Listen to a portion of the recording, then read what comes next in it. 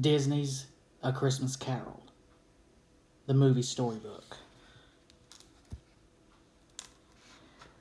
Adapted by T.T Sutherland, based on the classic story by Charles Dickens, based on the screenplay by Robert Zemeckis, produced by Steve Starkey, Robert Zemeckis, Jack Repke, directed by Robert Zemeckis. Narrated for you by Nicholas Laminack.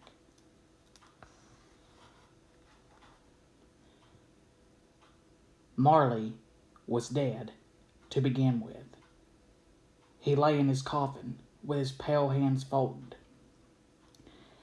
His business partner, Ebenezer Scrooge, glared coldly down at the body. It was a poor, wretched funeral. There were no mourners except Scrooge, and he did not look very sad. No pain or grief passed across his face until it came time to pay the undertaker. Then Scrooge counted out 3 quid as if each coin were being torn from his own flesh. Ebenezer Scrooge was known throughout London as a tight-fisted, mean old miser without a shred of sympathy or warmth in his cold heart, and there was no time of the year he hated more than Christmas. Outside, lamplighters ran through the snowy cobblestone streets, firing up the city's gas lamps. Candles glowed from the windows, and holly wreaths hung on the doors.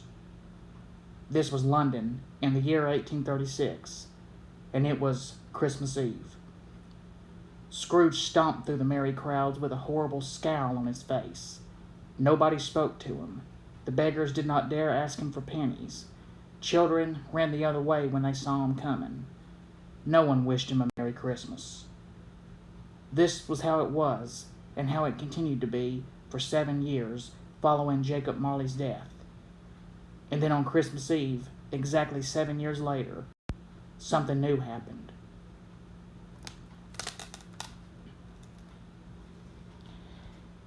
The evening began as usual with Scrooge in his counting house. The weathered sign outside still read Scrooge and Marley. Scrooge was far too cheap to replace it. A thick fog rolled against the windows. Inside, Scrooge's clerk, Bob Cratchit, was huddled over his work, freezing. His teeth chattered, and his inkwell was so frozen he had to thaw the quill over a candle flame. Only a small lump of coal glowed in the hearth beside him. Across the hall, a fire crackled in Scrooge's fireplace, but Cratchit knew better than to ask for more coal. Suddenly, the office door swung open, and a cheerful voice boomed, "A Merry Christmas, Uncle! God save you!" Scrooge glared at his nephew Fred, a tall young man with sparkling eyes and red cheeks. "Bah!" he answered. "Humbug!" "Christmas a humbug?" Fred cried. "Uncle, you don't mean that." "Merry Christmas," Scrooge grumbled. "What reason have you to be merry? You are poor enough." "What right have you to be so dismal?" Fred shot back. "You are rich enough." Scrooge scowled even more ferociously. "Humbug!" he snapped again. "If I could work my will, every idiot who goes about with Merry Christmas on his lips should be boiled in his own pudding, and buried with a stake of holly through his heart."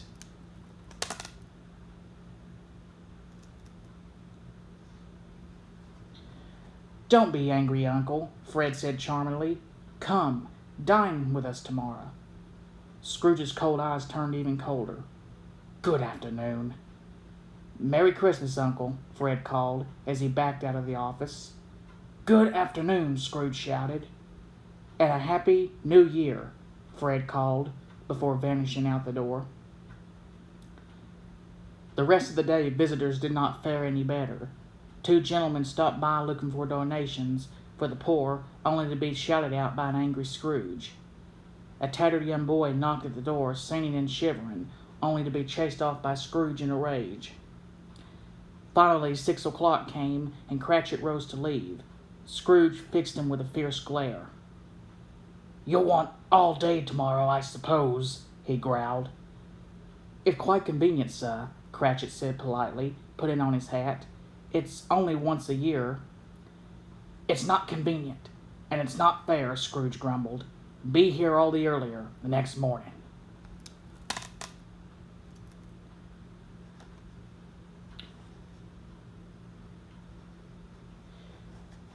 Scrooge's house was tall and grand, but it had been neglected for many years, and now it looked dark and gloomy.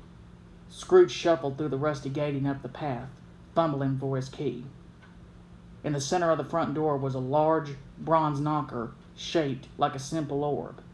But as Scrooge reached to unlock the door, the knocker began to glow, and then Scrooge saw a terrifying sight. The knocker had turned into the face of his dead partner Marley. His dead eyes were closed, as Scrooge had last seen them, and his face glowed in a sickly way.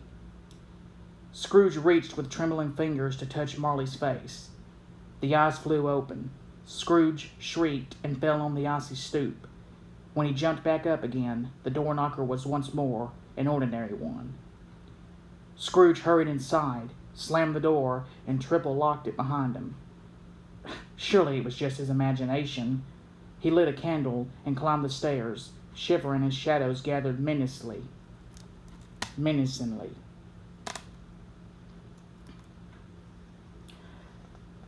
Upstairs, Scrooge bolted himself into his bedchamber, triple locking this door as well.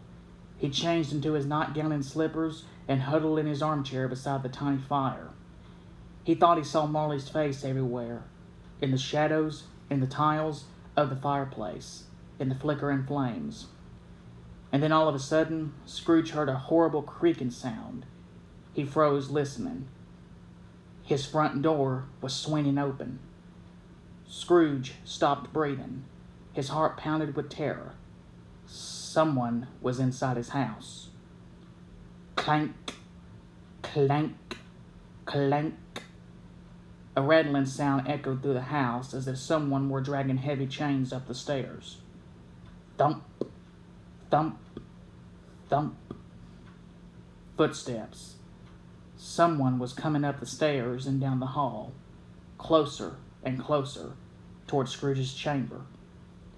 Scrooge shrank back in his chair, paralyzed with fear. The footsteps stopped right outside the door. There was a long moment of silence. Crash, clank, slam, blam.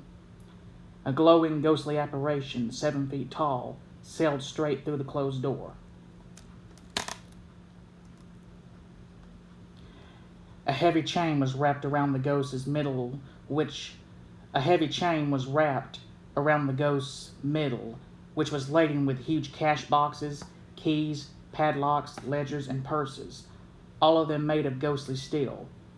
His pale eyes stared down at Ebenezer Scrooge. "Who are you?" Scrooge asked, his voice trembling. "In life, I was your partner, Jacob Marley." The ghost let out a terrifying wail that shook the walls of the house. He towered over Scrooge, rattling his chains until Scrooge fell to his knees, pleading for mercy. "Dreadful apparition, why do you trouble me?" he cried in terror. "I wear the chain I forged in life," Marley said. "I am here to warn you that you have yet a chance of escaping my fate. You will be haunted by 3 spirits, the ghosts of Christmas past, present, and future." He began to float toward the window. Scrooge's eyes widened as the window slowly swung open.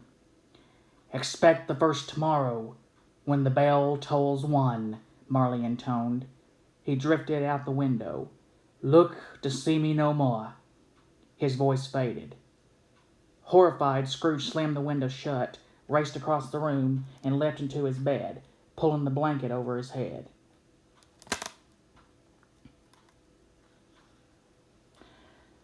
Sometime later, Scrooge awoke with a start. The room was dark and quiet. He blinked, listening. Had it all been a dream? As if in answer, he heard the church bell outside toll once, and suddenly his bed curtains flew open. The room was filled with a blinding light. Scrooge shrank against the headboard, shielding his eyes. When he could see again, he realized the light was coming from the floor beside the bed. He peered over the edge of the mattress and saw a small, strange figure standing there. It looked like a child, but with the features of an old man. A pure white light rose from his shoulders like a candle flame. His eyes gazed at Scrooge serenely. Are, are are you the spirit whose coming was foretold to me? Scrooge asked. I am, he said in a soft, gentle voice. Who and what are you? Scrooge asked. I am the ghost of Christmas past, answered the spirit. Your past. He seized Scrooge's arm in a surprisingly strong grip.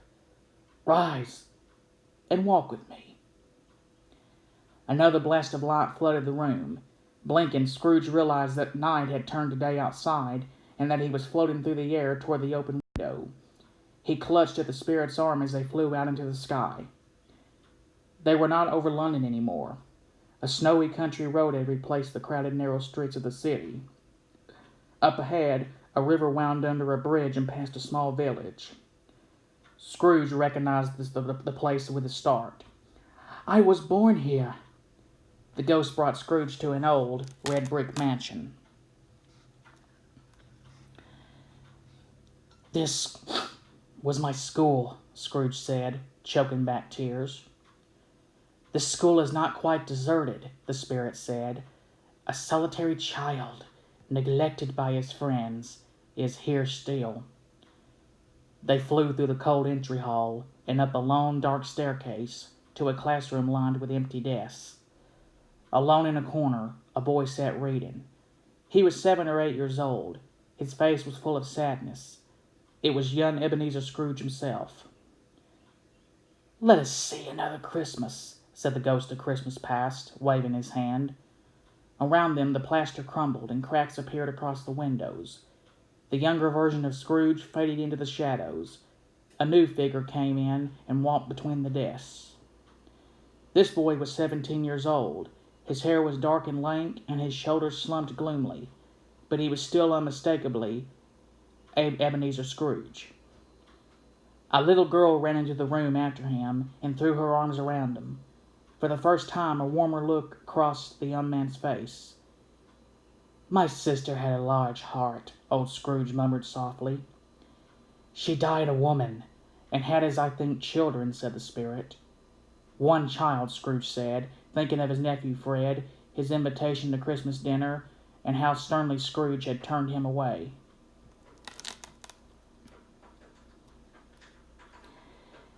As the shadows faded away, the ghost lifted him out of the room, and they flew low over a busy street crowded with people and coaches. They were back in London on another Christmas. Scrooge could not tell which one until they arrived at a warehouse door. Painted above the door in bright letters was the word Fezziwig. Do you know this place? The ghost asked. Know it? Scrooge said. I was an apprentice here. It was 10 years later. Inside the warehouse, a jolly old man sat atop a tall desk, surveying the vast room. Why, it's old Fezziwig, Scrooge said, delighted. He remembered his old master very well. Yo-ho there, Fezziwig called, leaping off his desk. Ebenezer Dick. The two apprentices dashed into the room. No more work tonight. Christmas Eve. Clear away, my lads, and let's have lots of room here. He clapped his hands and waved at the large room. Dick and Ebenezer sprang into action, pushing tables aside. Time seemed to speed up as the room transformed into a merry ballroom, hung with lights and glowing with warmth. Christmas greenery hung from the ceiling, and the long table in the center of the room overflowed with a glorious feast. The ghost looked at old Scrooge. What's the matter? The spirit asked. Nothing particular, Scrooge said, looking down at his hands. Only I should like to be able to say a word or two to my clerk just now. That's all. He remembered his last words with Cratchit, and how unfeeling he had been about Christmas.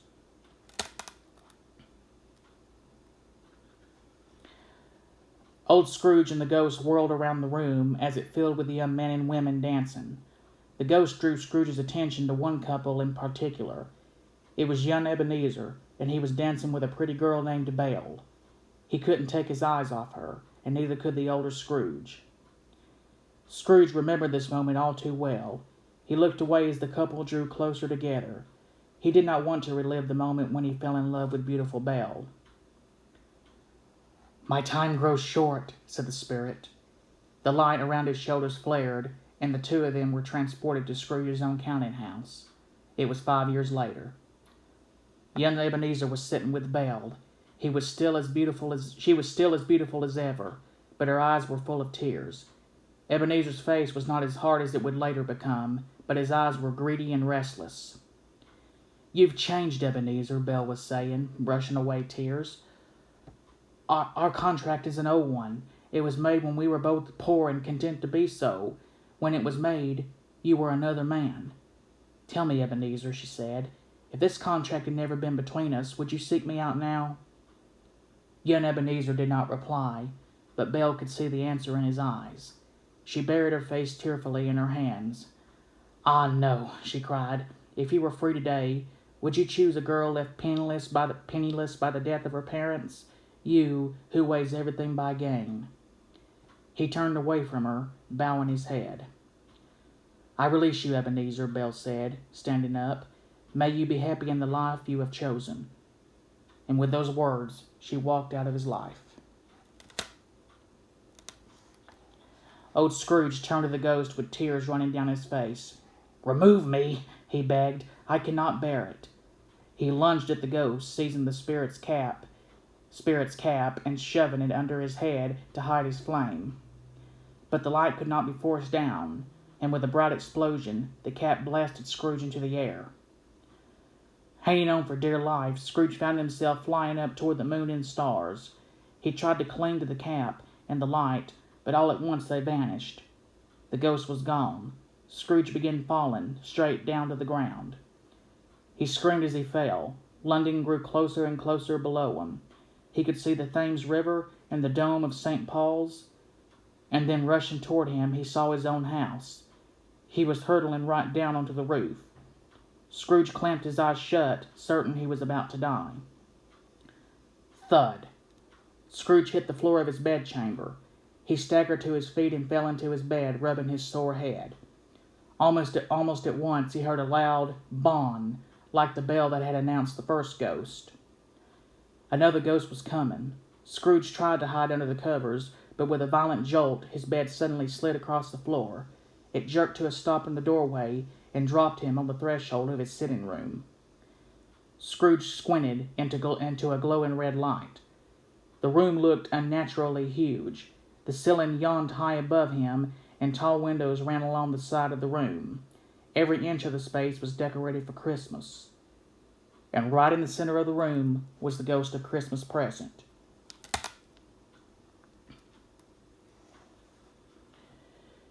This ghost was a huge, jolly giant. He sat beside a crackling fire on an enormous throne made of food: turkeys, geese, suckling pigs, wreaths of sausage, mince pies, plum puddings, gleaming red apples, juicy oranges, and steaming bowls of punch, everything one could wish for at a Christmas feast. The ghost held a burning torch and wore a green robe trimmed with white fur. A holly wreath sat on top of his long dark brown curls. He radiated good cheer. "Touch my robe," the spirit commanded. Scrooge did as he was told, and the ghost tipped his torch toward the floor. Instantly, the floorboards became transparent, as if they had turned to glass. Scrooge leapt backward, alarmed, but the floor held firm beneath his feet. To his surprise, the entire room began to rise higher and higher, sliding out of the house until it was floating over the city street. It was a bright, sunny winter morning outside, with a cheerful white blanket of snow covering London. Everyone called out "Merry Christmas" to one another as they passed by. The ghost chuckled at the peaceful joy below them. Whenever he saw a quarrel begin, he sprinkled magic dust, and the quarrelers began to smile and laugh, forgetting why they were angry.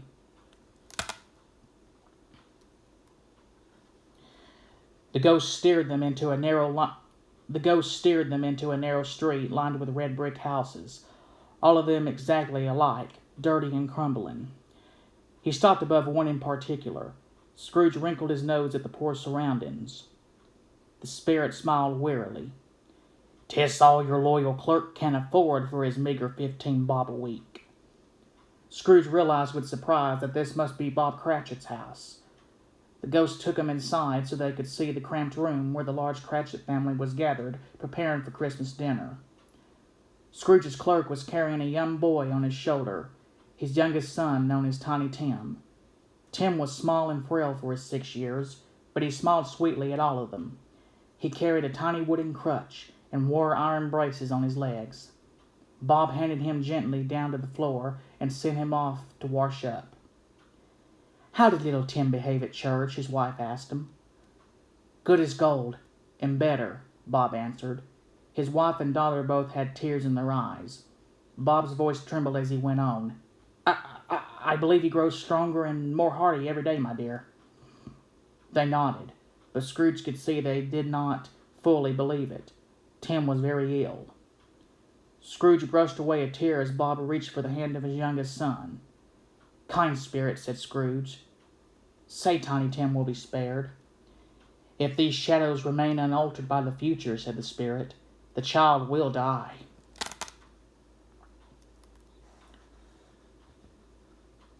Scrooge was too shaken to speak, as their room rose slowly out of the Cratchit house, and the ghost of Christmas present steered them away.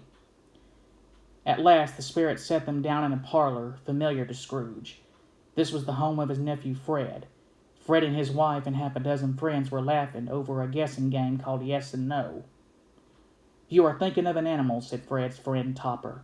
"Yes," said Fred. "A rather disagreeable animal," Fred's wife guessed. "Yes." "Who lives in London?" said another guest. "Yes," Fred said.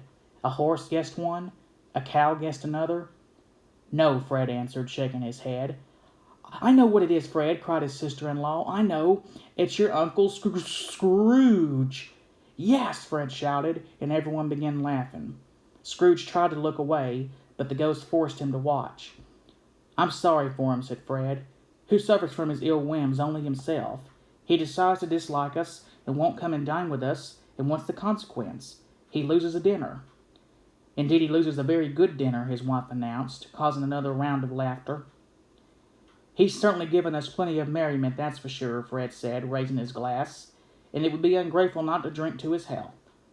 A Merry Christmas to the old man, to Uncle Scrooge."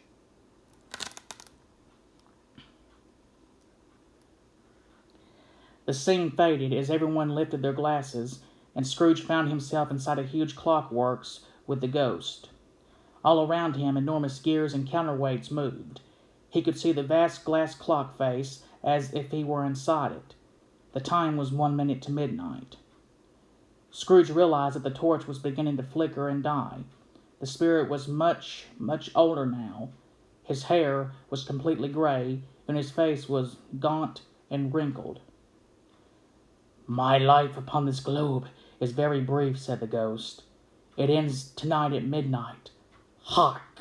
The time is drawing near." The clock began to toil. Boing, boing, boing.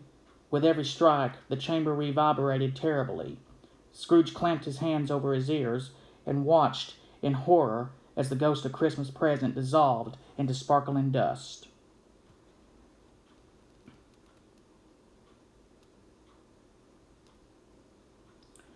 The dust scattered, lifted away by a ghostly wind, and Scrooge was left alone in the dark chamber. The last vibrations of the clock bell reverberated around him. He lowered his hands and saw a menacing figure wrapped in a black hooded cape. Scrooge could see no face inside the hood. The shape was grave and silent. Scrooge dropped to his knees and clasped his hands, trembling with fear. Am I in the presence of the ghost of Christmas yet to come?" The shadow did not reply. "You are about to show me shadows of the things that have not happened, but will happen? Is that so, spirit?" Still there was no answer.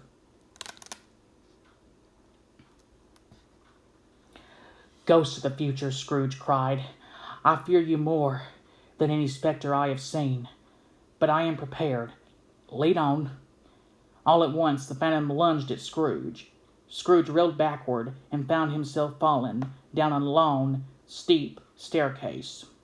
His head cracked painfully on the stone stairs as he tumbled, head over heels, finally landing at the entrance to the Royal Exchange. It was late afternoon another Christmas. 3 well-dressed businessmen were standing on the steps conversing. They took no notice of Scrooge, lying in the snow below them. "When did he die?" asked one. "Last night, I believe," said another, "or sometime on Christmas Day." "I thought he'd never die," said the third. "What's he done with his money?" "He hasn't left it to me," said the first with a yawn. "That's all I know." The others laughed. "It's likely to be a cheap funeral," the third man said. "For the life of me, I don't know anyone who'd go to it." The men laughed and soon vanished. Scrooge climbed to his feet and saw that the light had changed. It was evening. The spirit rose up beside him. Silently it pointed with a long, ghostly finger. Full of foreboding, Scrooge turned to look and saw a hearse waiting at the other end of the street. It was the same dark carriage that had carried away the body of Jacob Marley. 2 black horses stamped menacingly between the braces. Scrooge stepped back, shaking with horror. Suddenly the phantom's shadow whipped around and pointed right at Scrooge. The dark stallions charged. Scrooge ran for his life, but his slippers skidded on the icy snow, and he slid over the cobblestones. Behind him the hearse thundered closer and closer. He was going to be crushed beneath the horse's massive hooves. As he ran, Scrooge realized with a bolt of terror that he was shrinking. Around him the houses were getting taller, the cobblestones bigger and bigger. Still the hearse chased him. The deafening clatter of the horse's hooves echoed off the walls like thunder. When he was the size of a mouse, Scrooge dove into a drain pipe trying to escape. He held his breath as the water swirled and surged around him. The pipe spit him out into the open air, and he found himself on an icy rooftop, sliding head over heels down the steep incline. With a shout of terror, he plummeted over the edge and fell to the cold, hard street below. On the street was an old, tottering woman carrying a heavy bundle over her shoulder. With a thud, Scrooge landed in the bundle of rags on the woman's back. Now the size of a thimble, he flailed in the musty fabric, trying to see. He heard the creak of a shop door opening and closing behind her. It was a rag and bone shop where old rags were bought and sold. Scrooge tumbled onto the floor as the woman dumped out her bundle. In the firelight he could see a shadow on the wall, and beside it the vast menacing shadow of the specter. The woman was talking to the shop owner about taking the bed curtains from a dead man's bed. She pulled out a shirt and shoved it at him. "Here, it's the best he had, and they'd have wasted it if it hadn't been for me." Scrooge peered up at the shirt. It looked horribly familiar. "Somebody was fool enough to put it on him to be buried in. Ha ha ha," she went on, "but I took it off again and dressed him in an old calico one. Ha ha ha." She shook her head. "He frightened everyone away when he was alive. If he had somebody to look after him when he was struck with death, instead of lying there gasping out his last breath all alone, we'd never have these things to sell." Scrooge turned to the spirit and clasped his hands beseechingly. "Spirit," he cried, I see. The case of this unhappy man who dies a solitary, lonesome death might be my own. My life tends that way now." The spirit's spectral hand floated down and seized him. When Scrooge opened his eyes again, he was standing in a nearly bare chamber. A shaft of light illuminated the body of a man lying on a bed, motionless under a ragged sheet. Scrooge was back to normal size again.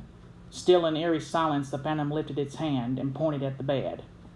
Scrooge shook his head and backed away. "Spirit," he begged, "this is a fearful place. When I leave it, I shall not leave its lesson. Trust me." The spirit kept reaching out, extending its finger until it touched the man's head. "Please," said Scrooge, "let me see some tenderness connected with a death, or this dark chamber will forever haunt me." Instantly the room changed, and Scrooge found himself standing inside Bob Cratchit's house. The family, quiet and somber, was seated around the hearth. "It's late," said Mrs. Cratchit. "It's past your father's time." He's walked slower these last few evenings, Peter said. He has walked with Tiny Tim on his shoulder fast indeed, said Mrs. Cratchit. But he was very light to carry, and your father loved him so. Bob Cratchit came in, and the children rushed to him. His face was worn and older than before, and he moved with heavy sadness. You went today, then? Mrs. Cratchit asked. Yes, my dear, Bob said, as he sat down by the fire. I wish you could have gone. It would have done you good to see how green a place it is. But you'll see it often. I promised him that I would walk there every Sunday. His voice broke, and he began to weep. Oh, my child, my little child. Scrooge bowed his head. Spectre, he said quietly, something tells me our parting moment is at hand. Tell me, who was that man we saw lying dead? A violent wind tore through the room, ripping apart the walls and sending them flying off into space. After a loud, furious few moments, the dust cleared, and Scrooge found himself in a dark, desolate churchyard at night. A gloomy wind howled around the gravestones. Scrooge stood alone on the frozen snow. The phantom lifted one bony hand and pointed to a nearby gravestone overrun with weeds. Scrooge hesitated. Before I draw nearer, he said, answer me one question. Are these the shadows of things that will be, or shadows of things that may be? The ghost did not speak. It dropped its arm, and in a flash of moonlight, the name on the gravestone became clear. Ebenezer Scrooge. Scrooge dropped to his knees and cried out, Am I that man who lies upon the bed?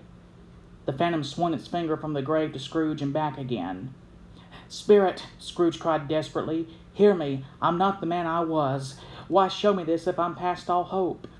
Good Spirit, assure me that I may change these shadows you have shown me. He jumped up to run, and his feet sank into the grave. It was pulling him in. The grave was swallowing him alive. Help me, Spirit, Scrooge shouted.